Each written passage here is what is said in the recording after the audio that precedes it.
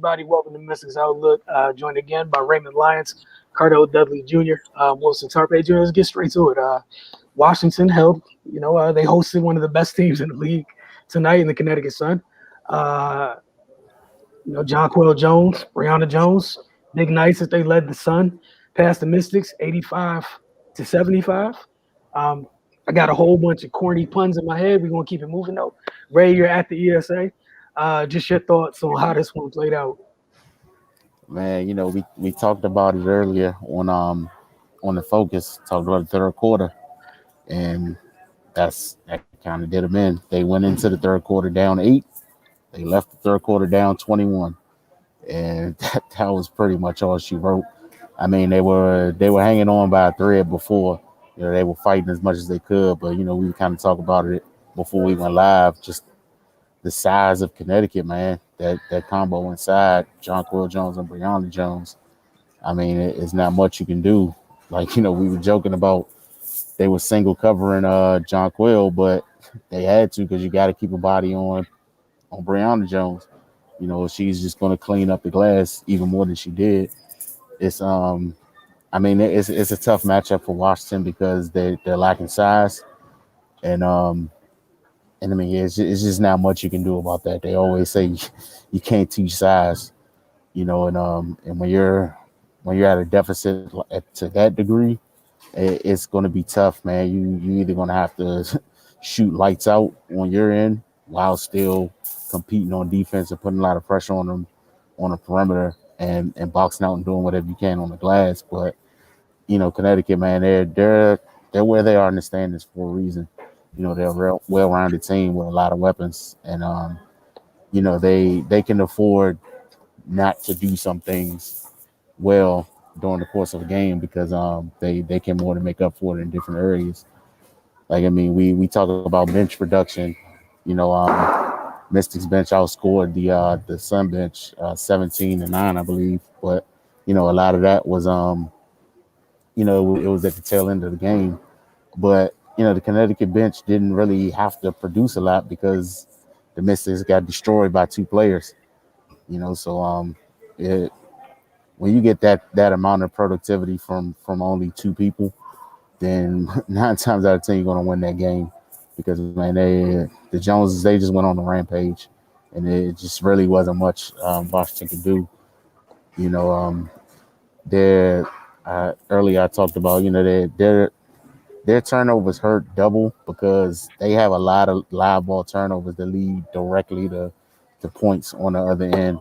And, not only are you turning the ball over and allowing the other team to score, that's deflating. When you get the ball up and they run out and get an easy layup. I mean, it's hard to come back from that.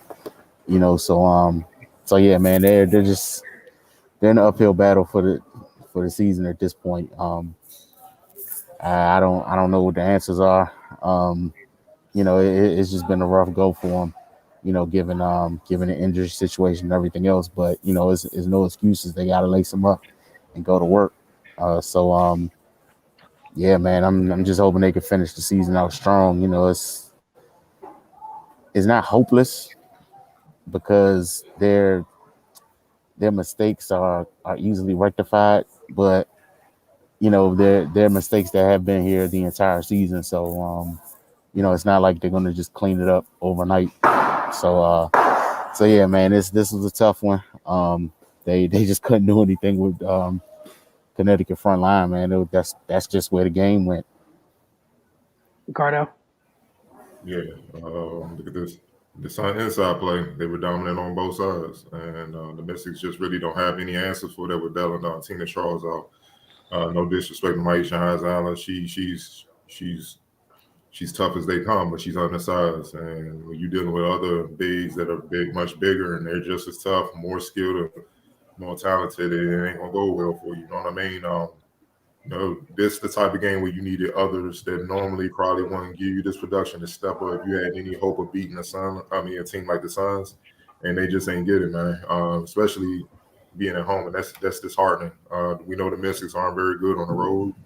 You know what I'm saying? So this home stretch was, like we said, was the telltale sign that they have a shot and making a run at the playoffs. The only thing that's saving them right now is the other team that's above them, the Liberty, and the team that's kind of battling with them right now, the Sparks. They're losing, but the Sparks just lost, and the Liberty, I believe, are down. So, if they lose, then they're basically tied with the Mystics. That's the only thing saving them right now. You know what I mean? Which in a sense is good because it's giving Tina and Delatton a chance to recuperate where maybe they can come in and get a couple wins and sneak in. But regardless, more than likely they're going to see this very team again. And and they dominate.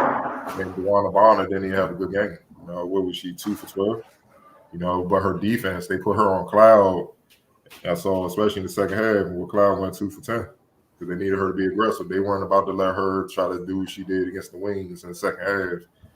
They obviously scouted their game. They knew like she's the head. So you can pass all day, but we don't believe it's another outside your usual scores, Atkins and all them. Those only 2 threats that I'm pretty sure they looked at where, all right, they can score or whatnot, but we're going to make them work too because it ain't like they can come inside and it's sweet down inside because you got Jonquel Bree waiting for you. You know what I mean? So you got to hit shots from the outside to draw them out. But they needed their bigs, their front court to step up outside Maisha, and they just didn't have that. Erin McCall, she's not really an offensive threat and all that. We know that. So she's a defensive player, but it's a long night guarding Jonquel Jones, who I feel is the MVP of the league and honestly the best player in the league right now. She's doing whatever she wants. She's just in a groove where there's nothing you can do on both ends. They need to play Sans to, warm it up in a sense. Play bigger and stronger than what she's shown. And it ain't come. They needed her. Gustafson's she's young player. I saw her trying to get going, but she ain't ready for this primetime matchup quite yet. She needs a little bit more seasoning than I can see her because she got skill. She actually sparked the misses the other game against the Wings. She came in, gave them a good lift with some points, so she has skill. It's just know-how, and she's not ready for Bree and Jonquel. Because look, Bree wasn't even ready when she came in. She was All-American herself. It took her a few years behind Alyssa and Jonquel, and with Alyssa getting out, she has her time. You know what I'm saying? So, it is what it is. You needed the guard play, but the thing with the guard play is they needed to hit some outside shots. They needed to hit threes, and they didn't hit enough of them where it would have made the Suns adjust. I was happy to see Atkins get out her slump, 6 out of 8. They needed that big time. It would have been 30 to 40-point L. It would have been bad. She had 16 points, 6 of 8, 4 or 5 from 3. Shatori was extra aggressive. She did her thing as well. They just don't have enough firepower, man. They're all set with what the Suns do, man. You know what I'm saying? That's what not to be pessimistic. I'm an optimistic dude, but after the win against the Wings, I was like, I hope Della not coming back because it's gonna be bad on Tuesday. And she ain't come out, and that was all she wrote. You know what I'm saying? So back to the drawing board, man. They can only roll with who they roll with, man. So hopefully, I think this is the last game where Tina was ruled out. I think this is at 3 to 5 games or days or whatever they said. So hopefully she's ready to come back, Deladon, and they gotta try to make a push, man. Because they have about 6 games left, man. And it's tough. And yeah, they got 6 games and 1, 2, 3, 4 to 6 on the road. So it's a tough stretch ahead. Nah. You guys are right. There's not too much to add on. I like what you mentioned about Megan Gustafson, and I think she's going to have to go through a similar thing that Bree Jones came on the other side of. Big-time post players in college had to change their bodies for the WNBA. Like that, like it wasn't a skill thing. And this has happened to a lot of bigs where, you were athletic enough for college at that size, but it's a whole different breed up here. There's John Quells and Tina's and you got Big Sills still around. Like it's different up here. So yeah, like you said with Gustafson, definitely is not a skill thing. As she gets comfortable getting on the other side of like that body transformation, so she can survive out here, I'm sure it could be a nice depth piece going forward. But like Connecticut on the other side, you got to see literally the end process of that patience and Bree Jones. Connecticut's enjoying the fruits of that this year. And tonight, both of them shot 70% from the floor. And Brianna and John Quayle. I don't know what the heck you're supposed to do about that. Where if you're trying to send two at John Quayle, there's not, just doing math, there's not another two available to also get the shooters and keep Bree off the glass. Like, they had 16 offensive rebounds tonight. Washington had like 20 total boards as a whole. Like it was, sometimes it's just that simple. Like, and it's not like Connecticut was shooting the ball like at some blistering rate. It's that when they did miss, the ball ended up in two people's hands. Also, the two people who got to offset other people missing, they didn't miss. Again, they shot 70%. And if somebody else missed, one of the two of them was coming down with the rebound. So they had 16 offensive rebounds. Between the two of them, they had 11 of the 16 offensive rebounds. And you forget Vaughn is 6'4". Yeah. The three. And that's the other thing. I don't think we've had one of those nights, and we know it's going to come at some point for some poor team that plays Connecticut when that whole front line is rolling. But right. They have an embarrassment of riches in their front court. You know, Washington has experienced that to a degree in the past, but this isn't that right now. And John Quayle's John Quayle, like Cardell said, like they're who they are for a reason. And Connecticut's hit the ground running from the beginning, from the start of the season this year. They've been on get back, and nothing's really gotten in their way. Just not shocked. But for Washington, you got to have a short memory and get ready to deal with Minnesota, who's also not fun to deal with. I believe it's Minnesota they play on Saturday. Could be wrong. But, Big Sills down there. And she's been playing well. So, yeah. Tina and Deladon back as Yeah. And this is the thing, like Ardell mentioned, I'll spring a little bit of optimism. If you had to just get through the night, which, you know, it is what it is, we kind of knew where this was going. Definitely without those two, to possibly have some possible pairing of those two in the remainder of the games to kind of help you guys, it is what it is. You just dump this one and keep it moving. But like Cardell says, you definitely, like, this is what it was, all right? This is the best. I believe it's the team with the best record in the league at the moment. Like, It is what it is, all right? Like it's just not being optimistic, pessimistic, just living in reality.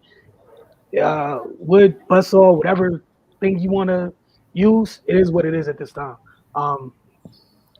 Fully healthy, this would have been a good game. Any other iteration short of that, that front line is not to be trifled with.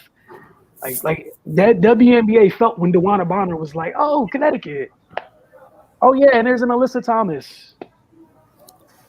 Eventually, so yeah, just something to think about. But it's one game, one night. Like Ardell said, there's a blessing that the other teams in the playoff race apparently aren't trying to create separation either. So